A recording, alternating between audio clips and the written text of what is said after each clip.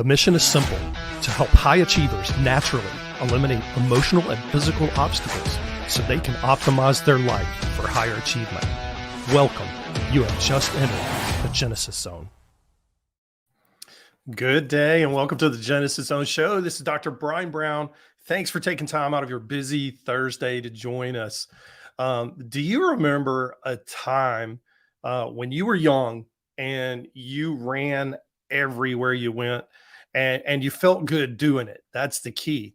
How would you feel today if you could have energy like that again? I mean, what would it look like? What would you do? And what would you do differently with your newfound energy like a 2-year-old? And what about mental energy? Have you noticed that your mental energy is slipping a little bit along with your physical energy? In today's episodes, we're going to be exploring some barriers that have been and likely still are blocking your physical and mental energy. So stay tuned. Now, last week, I introduced the concept of what a moody brain is and how it can be categorized into 4 different types. There's a sad type, a scattered type, a sluggish type, and a stressed type. But there's actually 5 categories if you consider that there are those who actually struggle with kind of a mishmash of all 4 of those types. Now, we talked briefly about how you're not alone in this conundrum if you have a moody brain, especially if you consider the cumulative economic impact of moody brain issues being approximately $1.4 trillion per year in the US alone. So today we're going to talk about the sluggish component of the moody brain. And so what do I mean when I say sluggish? Well, for some people, it's physical fatigue related issues. And for other people, it's mental fatigue related issues. And for a greater portion of us out there, it's a combination of the two.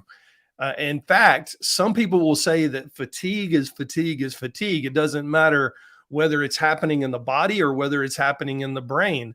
One place of origin affects the other. If it starts with mental fatigue, it can lead to physical fatigue and vice versa. On the one end of the spectrum, you can have plain old physical low energy, or you can feel like you need to put your head down and take a nap, no matter how much rest you got the night before. Or you can feel like someone pulled the plug on you about mid-afternoon every day, and you need that cup of coffee, but caffeine just doesn't seem to be cutting the cake anymore. On the other end of the spectrum, you can feel like your mental sharpness isn't quite what it used to be, or you're having trouble actually recalling details because of brain fog issues, or you're thinking through things, figuratively speaking, and sometimes literally gives you a headache. Regardless of which end of the spectrum you fall onto, or if you're somewhere in the middle, this fatigue, this low energy is affecting you from head to toe, beginning to end. Now, how do I know this? Well, I've personally lived through it. I was electrocuted at age 5. No one really realized the toll that it took on my body until it was almost too late. I didn't even realize the toll that it was taking on my body. Now, my ticker, took the largest hit. You see, I was misdiagnosed with night terrors for about 40 years until it nearly got the best of me and nearly killed me, literally. While I was driving one day, I had a breakthrough kind of night terror episode in the middle of my day, almost wrecked my vehicle, thought I was going to pass out on the interstate driving almost 80 miles an hour. And by the grace of God, I survived. Now, that's when a very specialized cardiologist that I ended up getting in front of discovered that my heart had actually been stopping multiple times per night. And this had been going on for about 40 years because once he did his assessment and I took home one of those monitors that I wore for some time, for a few days, the night terrors correlated exactly with my heart stopping on the EKG monitor. So he put two and two together, and we came to the conclusion that, oh my gosh, if I've been having 1 to 3 of these night terrors per night ever since I was 5 years old, since I was electrocuted, at minimum, my heart has stopped 14,600 times. Now that sounds impossible, I know, and I thought, oh my gosh, this can't be true. But after I got fitted with a pacemaker, guess what? The night terror symptoms went away. Now you would think that that would be great, and you just walk off into the sunset and live the rest of your life perfectly normal. But there was a huge problem. To say that I struggled with mental and physical fatigue was an understatement. You see, after all those years of having my heart stop over and over again, and then get jump started with these massive amounts of adrenaline that my adrenal glands would pump into my bloodstream to jumpstart my heart back, I had developed adrenal fatigue. Now, that just simply means that my adrenal glands were so tired of being overworked that they just kind of quit working. And that's not a good place to be. We need adrenaline in order to survive, but we need low doses of it very sparingly spread throughout the course of our life. We don't need it there every single day. And unfortunately, there's some of us in this world who live in high stress situations that get exposed to adrenaline all the time. Not as significantly as your heart stopping and needing to be jump started back, but you get the gist. That's what I was going through. And my adrenal glands just said, hey, we're not showing up for work today. And the fatigue set in for me. Now, I know what you may be thinking. That's an extremely complex case that led to your fatigue, Dr. Brown. And I don't have that kind of history. Well, I share my story so that you can know this. The circumstances may be different, case by case by case, but nearly all cases of low energy and fatigue are complex. So I tell you my story to just share that there's complexity involved when we're trying to tease through what is causing low energy issues. And it's probably the number one most hated complaint that medical professionals hear in the office. And the reason is because of this complexity. It doesn't fit into a perfect little box.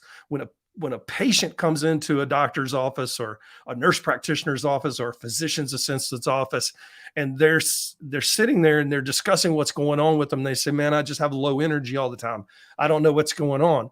And that health professional does due diligence, or at least the due diligence they know to do. And they check some basic lab work. They check some thyroid levels. They check some vitamin levels and things like that. And then they come back to the patient and they say, everything looks fine. Everything looks normal. And I don't know about you, but having been on the patient side of things, I hate hearing those words, everything looks normal, because in your heart of hearts, what you're experiencing, that this is not normal. I don't know what normal is, but what I'm going through right now is not normal. So these issues, when it comes to low energy, are complex, and they are so different from one person to the next. Low energy could be being caused by adrenals, like in my case, or it could be caused by hormones or thyroid issues or vitamin and mineral imbalances, or gut bacteria imbalances, or immune dysfunction, or poor detoxification, or poor inflammatory control or regulation. All of these things can lead to poor energy and fatigue. But I want to share something that not everyone remembers, just to kind of drive the point home even further. You've probably heard of a condition called chronic fatigue syndrome. Well, a lot of people don't know this, but up until, I say, several years ago, because I've been practicing for 24 years, it seems like yesterday. It's probably been closer to 6 years. up until the past 6 years or so, people with chronic fatigue syndrome, guess what? They were referred to psychiatrists and therapists because the health professional that was hearing this and saying, okay, you've got chronic fatigue, you got to be making it up. It must all be in your head. Now, specialists as well as general practitioners, GPs, thought that people who had chronic fatigue syndrome were faking their disorder for attention or because they were mentally ill. Therefore, they would refer them to psychiatry. When I practiced psychiatry before I switched over into functional medicine, I got chronic fatigue patients left and right. And I always knew that there was something more going on with these people than just a psychiatric condition. Now, sure, I'll be completely honest with you again, because I've lived it. When you stay fatigued long enough, you will become depressed. Okay. So there's no doubt. And if you look at the literature, the medical literature, it actually shows that people who struggle with chronic fatigue actually struggle with depression, but there's a reason for that. Okay. And we'll get to that in just a second. Now, research has begun to show that people with chronic fatigue do not manage inflammation well. And it's definitely not all in their heads. In fact, well, kind of sort of is and kind of sort of isn't. I'll explain that. In fact, while doing research for the show, when I looked up on Google Scholar, that's kind of the professional database that Google has, where they put in all the peer-reviewed medical science research articles. And I looked up causes of chronic fatigue syndrome. Because if we're going to talk about just general fatigue, general low energy, we have to kind of look at its big sister, chronic fatigue syndrome. So I was just curious, causes of chronic fatigue syndrome, and it turned up 775,000 results since 2018. That's huge, people. I mean, that's a lot of research out there on chronic fatigue syndrome and the causes. Most of these research articles point to, you guessed it, inflammation being the root cause, more specifically neuroinflammation. So when I said a minute ago, people with chronic fatigue syndrome got blamed because the health professional thought it was all in their head. Well, it kind of is. They're just not crazy. It's in their head because they've got a ton of neurological inflammation.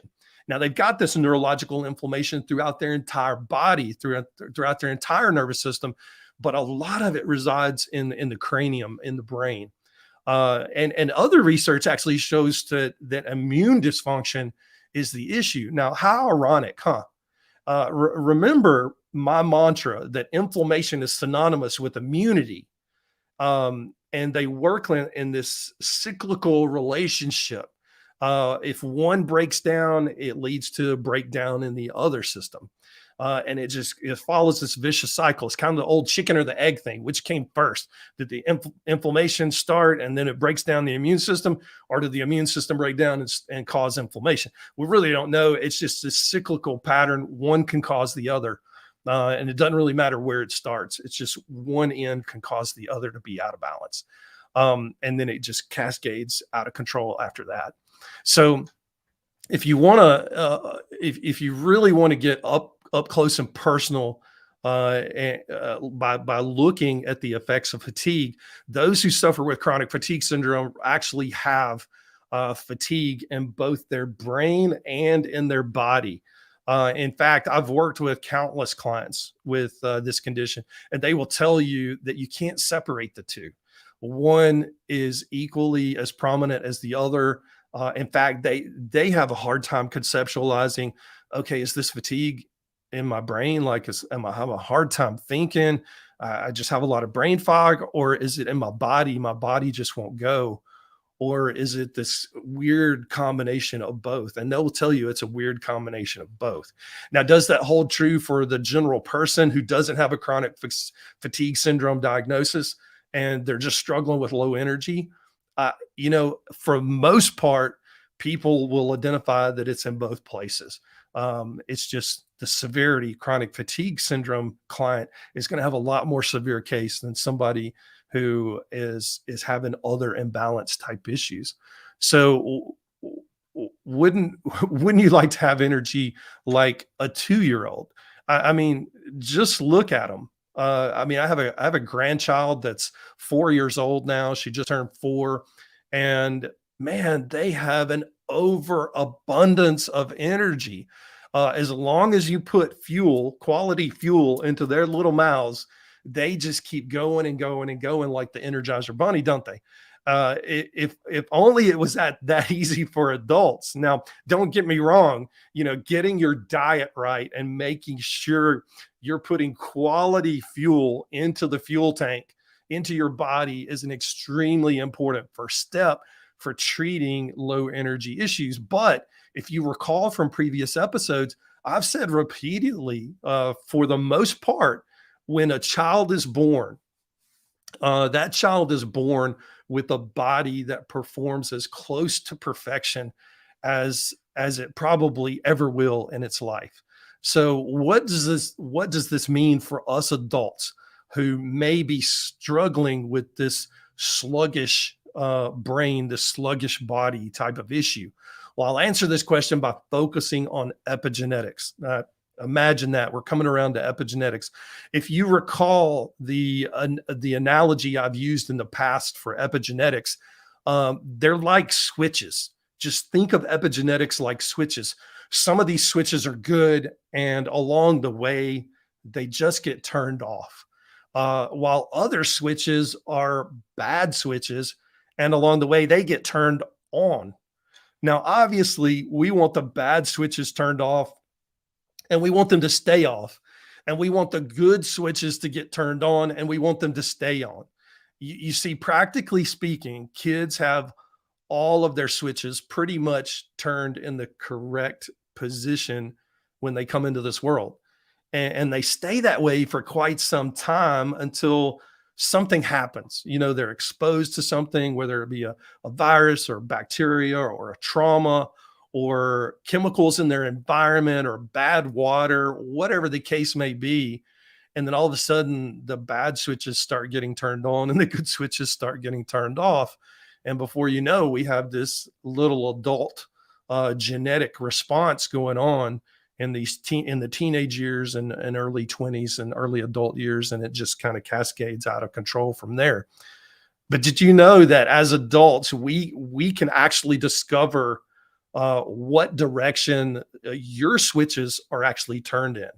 We can see your good switches and your bad switches, and we can know that whether or not they're turned in the correct position. And did you know that once we make that discovery and we know which position those switches are in, we can actually coerce those genetic switches to turn to their healthiest positions?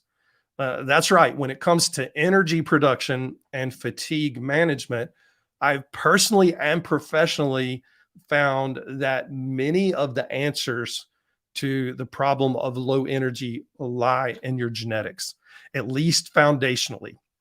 And now I have to be honest, it looks a bit different for everyone. It might be inflammatory related genes for one person. It may be detoxification related gene issues for another. It may be mitochondria related gene issues for another, or methylation related gene issues, or neurotransmitter gene issues, or some weird combination of one, two, or three, or all of these for a particular person. The list goes on and on and on. But once we understand the building blocks, which is your DNA, which are your genes, once we understand the building blocks of how your cells function, by understanding which direction those switches are actually turned, we can make more sense of all the other stuff that could be causing the low energy and fatigue issues. And then we can make more sense of the correct clinical pathway where we can get from A to Z as fast as possible. And once we have a better understanding of these things, we can put a plan in place to support these unbalanced genes so that they can function at their most optimal level, which is what we all want. We want our genes to function like they did when we were 2 years old, right? And before you know it, your energy level starts to improve. And who knows, maybe before you know it, you might just be running around like a 2-year-old again. Now, that's all I've got for today. I do have a favor to ask. The information I share here at the Genesis Zone has the potential to radically impact the lives of listeners in a very, very positive way. I use evidence-based data. I don't come up with this stuff off the top of my head. I am presenting what current literature is talking about that nobody in mainstream medicine is talking about because they're just not aware of, or it just doesn't fit into their paradigm. So that's what we talk about here at the Genesis Zone Show. But the only way other people can find out about this information and these life-changing things that we talk about is if you share this content. And one way you can do that is by subscribing to one of my channels. It simply helps boost our ranking among other podcasts. Now, if you're on YouTube and you watch this on YouTube, please press the subscribe button.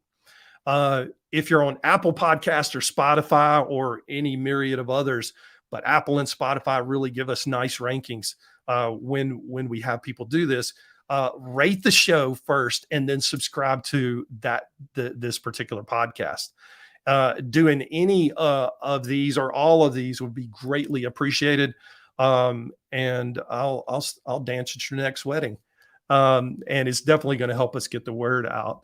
So tune in next Thursday at noon Eastern Standard Time for our next In the Zone segment, where I'll be sharing the latest research and my insights about that research as it relates to your genes, optimizing your physical and emotional wellness, and simply just becoming a better person, physically, emotionally, and mentally.